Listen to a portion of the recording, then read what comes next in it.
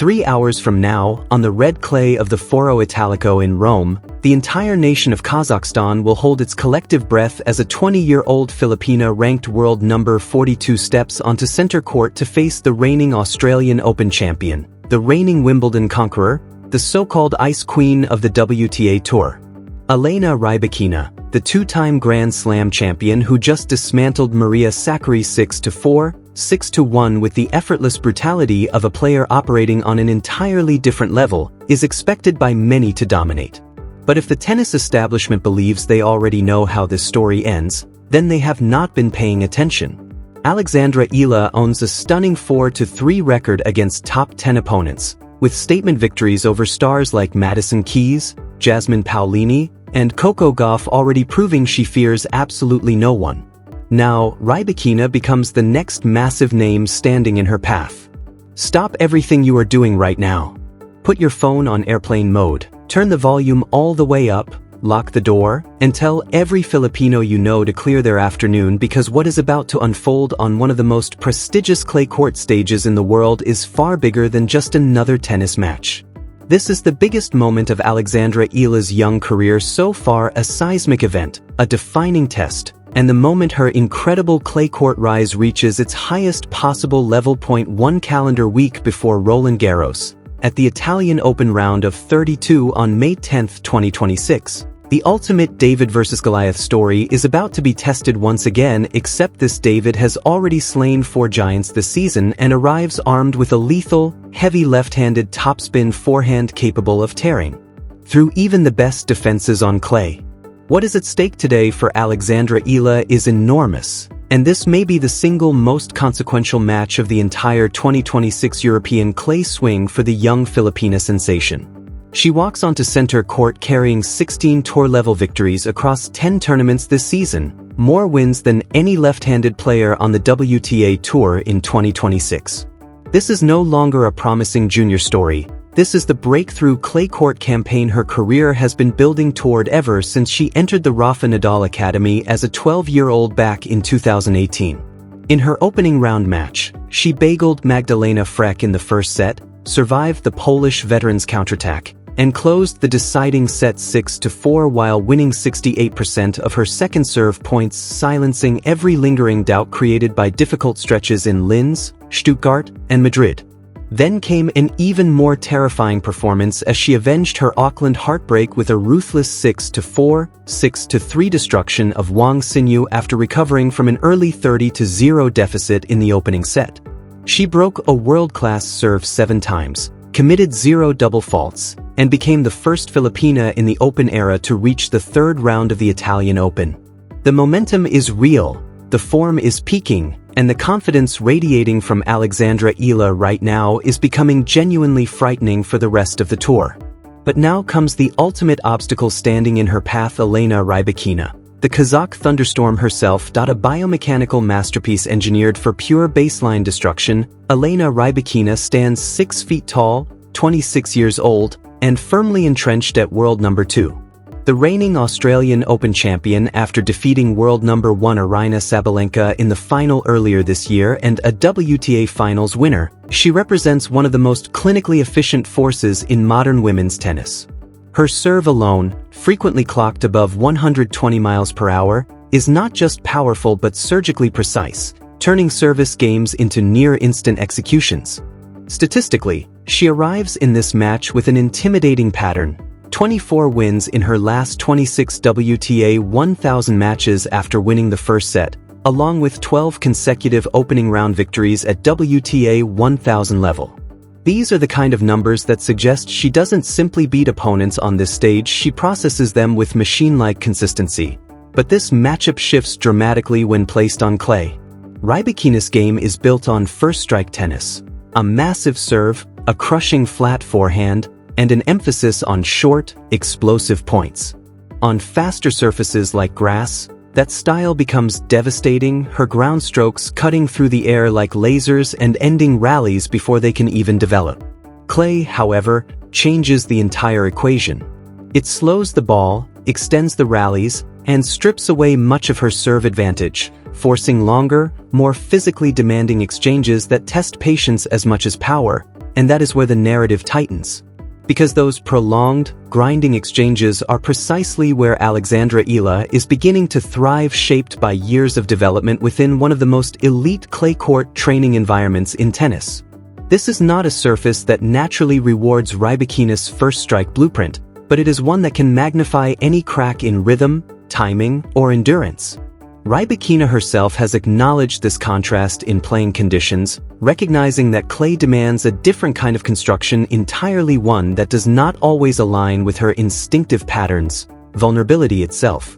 ELENA Rybakina's clay court record at the Italian Open entering today was relatively modest, and her opening round performance against Maria Sakkari, a 6-4, 6-1 win, was not a true clay court masterclass so much as a power player capitalizing on a slow surface against an opponent whose own serve misfired under pressure. The blueprint Rybakina used against Sakkari will not translate cleanly against Alexandra Eala. This is where the matchup transforms into a pure tactical collision: flat power versus heavy topspin. When Eala unleashes her Nadal-influenced forehand crosscourt, the ball will not sit comfortably at Rybakina's waist height. Instead, it will kick violently upward, climbing toward the shoulders, disrupting her contact point, breaking her kinetic chain, and forcing her into defensive, often uncomfortable contact positions. That is precisely where this contest becomes dangerous for the world. Number 2, Eala's record against top 10 opposition is one of the most underappreciated yet revealing data sets in current women's tennis. 4 wins and 3 losses, a 57% win rate across a small but telling sample. Each victory follows a recognizable pattern of composure under pressure and tactical escalation against elite opposition. At the 2025 Miami Open, while still ranked outside the top 120, she defeated former world number 5 Madison Keys 6-4, 6-2. She also produced a statement win over former world number 1 Iga Swiatek 6-2, 7-5 in a match that signaled her ability to absorb pace, redirect power, and outlast elite opponents in extended rallies, and the pattern continues to emerge. Quarterfinals. 2 top 5 wins in the same week. At the 2026 Dubai Tennis Championships, Alexandra Eala dismantled world number 8 Jasmine Paolini, taking the first set 6-1 before closing out a 6-1, 7-6 victory marked by control, variation, and relentless depth. Then, at Indian Wells in March 2026, she walked onto stadium court against world number 4 Coco Gauff and was leading 6-2, 2-0 when Gauff was forced to retire. Across those results, 4 top 10 wins, 3 different surfaces, and opponents with radically different playing styles, Eala has shown something rare: not just form, but tactical adaptability under pressure. She has defeated a Polish baseliner, a Polish first strike hitter, an Italian counterpuncher, and an American power game. Each matchup required a different solution, and each time she has expanded her toolkit rather than relying on a single pattern. That versatility is what makes her Italian Open run so significant. She is not just surviving on clay, she is refining her game on the very surface that was supposed to expose her limitations. Now, the tactical chess match in Rome becomes much clearer that Rybakina's primary weapon is her serve, a first-strike missile system designed to dictate points before they even begin. On clay, that weapon is slightly blunted. The surface grips the ball more, reducing skid and flattening out some of the explosive acceleration that makes her serve so dominant elsewhere. Even a 10% reduction in effectiveness is significant at this level. It gives Eala a fraction more time to read, adjust, and most importantly, make contact more consistently on first serves than most opponents manage. From there, the dynamic shifts. Once rallies begin, Rybakina's preference is to end points early with flat, penetrating strikes. But clay disrupts that rhythm. The surface adds height, margin, and spin tolerance, exactly the conditions that amplify Eala's heavy topspin forehand. Every time she drives that ball cross-court, it rises off the surface with uncomfortable kick, forcing Rybakina to take contact above her preferred strike zone and often while moving backward instead of stepping through. That is where the structural tension of this matchup lies. Rybakina trying to impose speed and linear aggression, and Eala systematically forcing height, spin, and physical recalibration. Over time, that contrast doesn't just shape points, it shapes fatigue, timing, and decision-making under pressure. And in a match like this, those margins are everything. The preference for short-burst tennis becomes a major structural liability against a player like Alex Eala, who has been specifically trained to extend rallies, stretch points into physically punishing exchanges, and systematically extract errors from elite power hitters. On clay, the longer the point lasts, the more the balance of this matchup shifts toward Eala's advantage, especially against a player built around first-strike dominance. Then there is the second serve dynamic. ELENA Rybakina, despite her elite first serve, has historically shown relative vulnerability on her second delivery on clay, with win percentages often sitting in the high 40s to low 50s. That creates a critical window for Eala. Her return game in 2026 has been exceptional, winning 36.7% of return games, an elite-level statistic that reflects both anticipation and aggression. She reads the toss early, steps in, and takes the return on the rise, turning second serves into immediate pressure points rather than neutral resets. If Eala is able to break Rybakina even once or twice across 2 sets, the entire structure of the match changes. What begins as a controlled power showcase can quickly evolve into a prolonged tactical battle, where rhythm is constantly disrupted and every service game becomes a test of endurance and precision. And on red clay, tactical battles tend to favor the player with the deeper foundation on the surface, the one more comfortable constructing points rather than finishing them quickly. Layered on top of that is the psychological dimension, which may be just as decisive as the technical one, that Eala enters this match with almost no external pressure. She is playing with Freedom House money in competitive terms. The expectations are low, the predictions are heavily weighted toward her opponent, and the narrative outside the court leans overwhelmingly in favor of a straightforward Rybakina victory. That environment often allows her to play with loose, fearless aggression, the same mindset that has already produced multiple top 10 upsets in 2026. Rybakina, on the other hand, carries the burden of expectation. As the higher-ranked, more accomplished player, she is expected to control this match from the first ball. That expectation does not guarantee tension, but it does shift the psychological framing. Every missed first serve, every extended rally, every break point faced becomes magnified, and on a surface like clay where matches are rarely decided quickly and control is constantly contested, those psychological undercurrents can become as influential as any forehand or serve. The Federation of Kazakhstan expects ELENA Rybakina to dominate this matchup.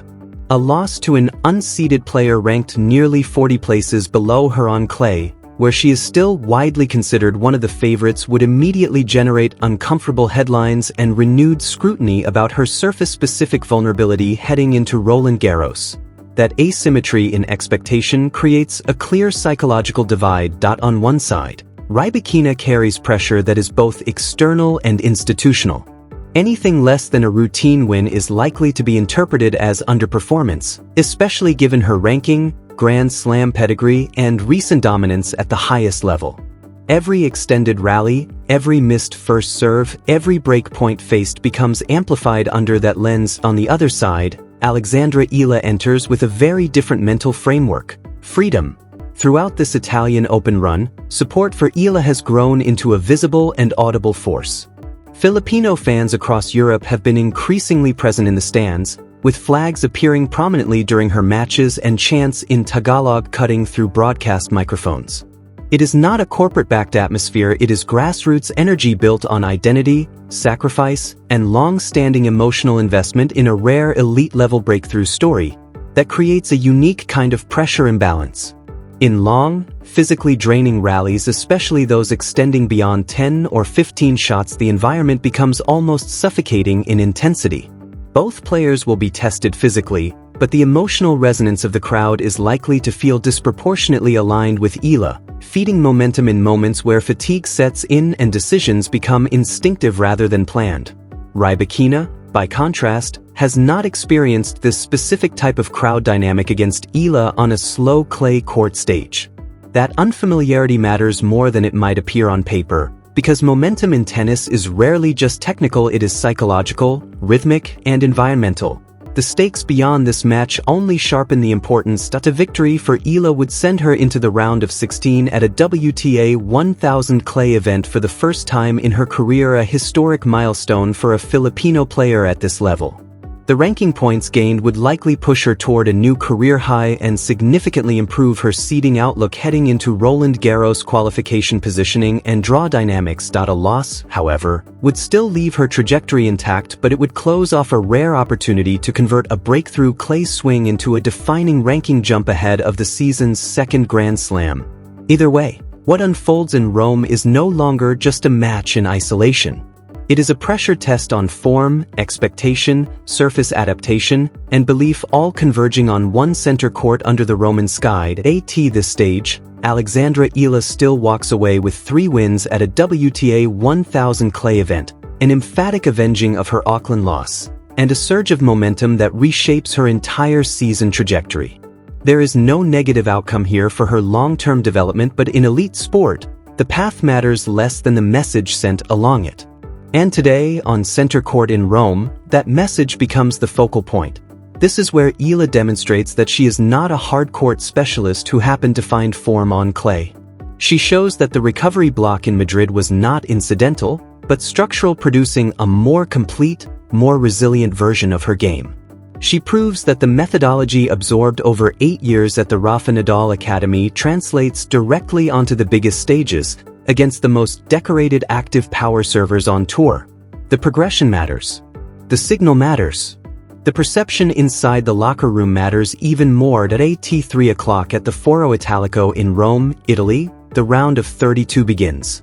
A 20-year-old left-handed Filipina against the reigning Australian Open champion, a player capable of launching serves like missiles and dictating points in bursts of pure power. It is their first ever meeting, and for Eala, it is the biggest match of her career to date, an opportunity to redefine how her ceiling is understood on European red clay. What unfolds here is not just a match. It is a statement about where she belongs next. Mobilization is underway with total deployment. This message must be shared everywhere. Send it to every Filipino you know and flood the Italian Open's social media accounts with energy and presence. Think about tactical awareness, especially how to